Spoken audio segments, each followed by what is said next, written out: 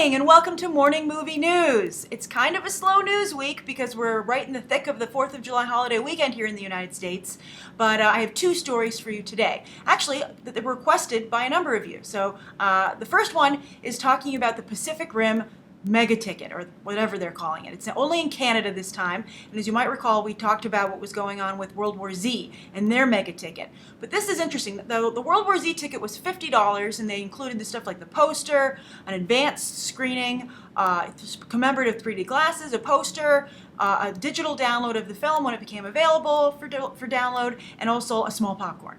But this ticket in Canada for Pacific Rim is just $20. Which, by the way, I think is funny because here in the United States, at least in New York City, if you were to see Pacific Rim in IMAX 3D, it would be more than $20. I think it's around $22 now or something like that. So I think that's funny. But in Canada, you can see Pacific Rim for $20, just regular size, I'm imagining, with no 3D. But you would get just the digital download when it becomes available, which would be a little bit before when it comes out on DVD apparently. And also they're saying you're going to get some extras, but no discussion of when you'll get those extras. It doesn't really make it clear if you can get them right away with your ticket purchase or if they'll become available when you get that download. As I said with the World War Z ticket, what they're offering to me is not worth the extra money. I want the better theater going experience. I want a cleaner theater, I want to have a reserved seat, and I want to make sure that no one's going to talk. I can't tell you, later today I have my review of The Lone Ranger coming up, my own personal review, but I can't tell you how happy it made me that nobody talked during the movie when I saw The Lone Ranger. I was holding my breath, and it's kind of sad that was like a big deal for me, and that I had to be worried about it so much. That just really sucks. Because when I went to see, by the way, White House Down, I had a horrible experience, one of the worst ever, more than the drunk girls during, Die Hard, A Good Day to Die Hard. These people were taking photos of themselves in the theater. They were constantly on their phone. Someone in front of me went and got security, but these people had left. Everyone thought they had just left, so thank goodness. But then about 15 minutes later, they came back with their snacks. It was just horrible. I don't know if I'm ever going to go to that theater again. It was just so bad. So Hollywood, stop offering meaningless crap for extra money, and why don't you actually just take the time to make the movie-going experience not a hellish one. So that's how I feel about the Pacific Rim ticket. I think that I like this idea of a VIP movie-going experience, but I think that Hollywood is greatly overvaluing a digital download. It's not that awesome, Hollywood.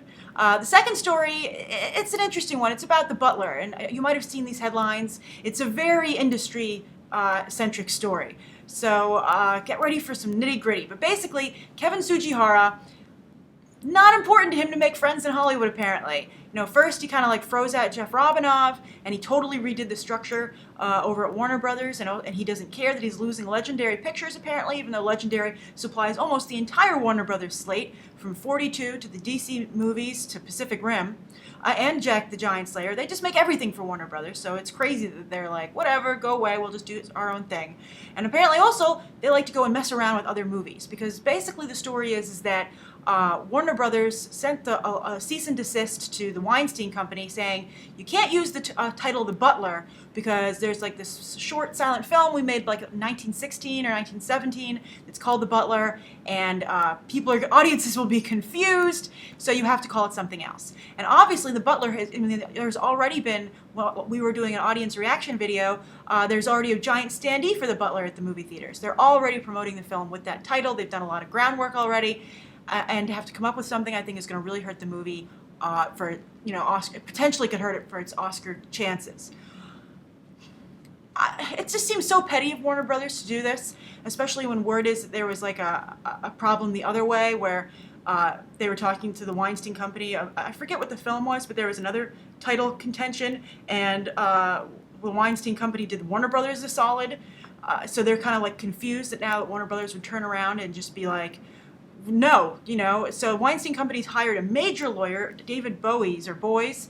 He's a huge litigator. He's worked on some big cases for political cases, and now apparently he's coming into the Hollywood arena. And also, Lee Daniels, the filmmaker, wrote an open letter to Kevin Tsujihara saying, please come see the film, see how important it is, and I implore you not to cripple the film over this kind of legal matter over a movie that came out like 100 years ago. But apparently Warner Brothers is just not blinking. And as I said, I think the oddest thing about this is that, I don't understand the kind of impression Kevin Tsujihara is trying to make coming in to the industry. He came from he's the only person who was up for the job who hadn't had any experience in content creation. He's really, he really is a left field choice. And to come in here and just with such an iron fist and really not seem to care about making any friends before he even has any results to kind of back this behavior up, I find it very confounding. As for the Butler, I have to say I'm not hearing great things about it.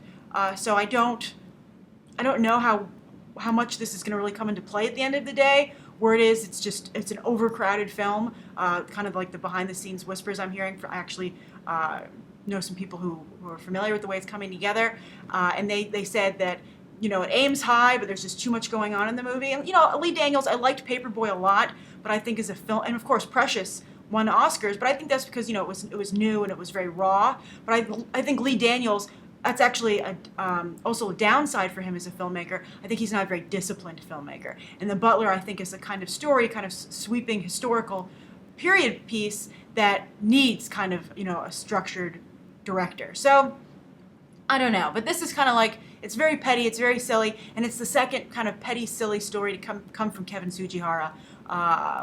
So who knows what's going on here. So those are the two stories today. Then the next one kind of plays into this because I got a question from David Wallace. Thanks. It's very nice everyone's adding their names now. It's cool because not only, as I said, is it easier for me to remember and for your question to stand out, but I feel like I'm getting to know you even better. So that's really nice. But David Wallace says, his question was, what do you think of a possible movie telling the story of U.S. whistleblower Edward Snowden? And what are your thoughts on real-life events being turned into movies in general? Great question. As you might have seen my recent review of Fruitvale Station, which is based on a true story of Oscar Grant and his very tragic murder. And I thought that was a great film and an excellent use of telling a movie telling a real story to incredible and very dramatic effect. But I've also seen some movies about real events, which I feel the movie gets lost, and in its effort to kind of cover all the bases, it doesn't have a perspective. I thought Zero Dark 30 suffered from that a little bit. I thought it was more of a documentary than a film with a message or a voice. So I don't know. I think that, of course, obviously the Edward Snowden story is still developing, so we don't really know how that's going to play out. Also, Captain Phillips, an upcoming movie about a real life event. But when I see the trailer for that, I don't know how much of it has been Hollywoodized, and I'll be curious to see. Paul Greengrass is a fantastic director from the second two Bourne films, but I still would be interested to see what kind of spin they put on that. Real life events are very tricky to depict. You have the Steve Jobs movie coming up, and while I'm very happy that I saw the trailer and I felt, oh wow, they're depicting Steve Jobs as kind of like, he wasn't a great, nice guy, even though he was a visionary. I think it's important to show people as they really are. I was talking to my mom actually about the trailer, and she had said that she wasn't happy about it because she felt the movie depicted Steve Jobs as like, oh well, this is just the price of his genius. That's why he's so difficult, and this is just the way he works. And she felt that it was kind of putting him a little too much on a pedestal and really not being, a stark look at someone who, in his personal life, kind of made a mess of things, despite how well his professional life went. So, I think that's very true. You take on a tremendous responsibility when you tell a real life story, and of course, you're always going to upset somebody. But as long as I think you're faithful to the facts, and you don't, I really hate it when they don't tell things the way they actually happen. That just drives me crazy, because then why else do it? They say, be careful when they say based on a true story. Hollywood takes so many liberties. But I do feel that it's important these movies have a voice. I don't even know how I feel about the Edward Snowden story at this point. I basically, the story is that he took some contract work for the U.S. government, specifically to find out some stuff. I believe he's the one who leaked the story about them spying on U.S. citizens through phone records and stuff like that, and he fled the country after releasing it. He's kind of like a Julian Assange kind of thing, and right now he's on the run. He's trying to seek asylum in other countries. Again, I think it's important to keep this country safe. I think this is a very difficult discussion about where that line is and if it's crossed. I think as long as the U.S. government, to my knowledge, hasn't abused what they're trying to find out, and they're saying in their defense they have stopped terrorist plots with this kind of coverage. I guess you could call it spying, but I think that's such a loaded word. But so, I just don't know. Living in New York City and someone who was I grew up here, who was here from September 11th, I have, obviously a unique perspective on what's necessary. And also, if Edward Snowden wanted to do this, I feel to some degree, that's fine, but he needs to face, I think he should have an open trial. Or a fair trial. I don't think it's great when the U.S. government just carts people off without due process. But I think if you're gonna, I think it's a little bit cowardly to run, and I think that if I would be interested to hear more about why he did what he did, and I think that he needs to stand up for it and face the consequences. And I think to a large degree, the public he'll be judged in the court of public opinion, and that often sways the real courts. So that's my thoughts on it. I don't know if we're going to see an Edward Snowden film, but I'm excited for the Fifth Estate, the WikiLeaks film that's coming out, later this year with Benedict Cumberbatch. I'm very curious to see how that film comes out. So that's today's morning movie news. Thanks for tuning in on a holiday weekend. I hope you enjoyed it. And I'll be back on Monday with another morning movie news. Have a great rest of the holiday weekend if you're here in the United States. And if not, I hope you just have a nice weekend. Thanks for watching. Bye.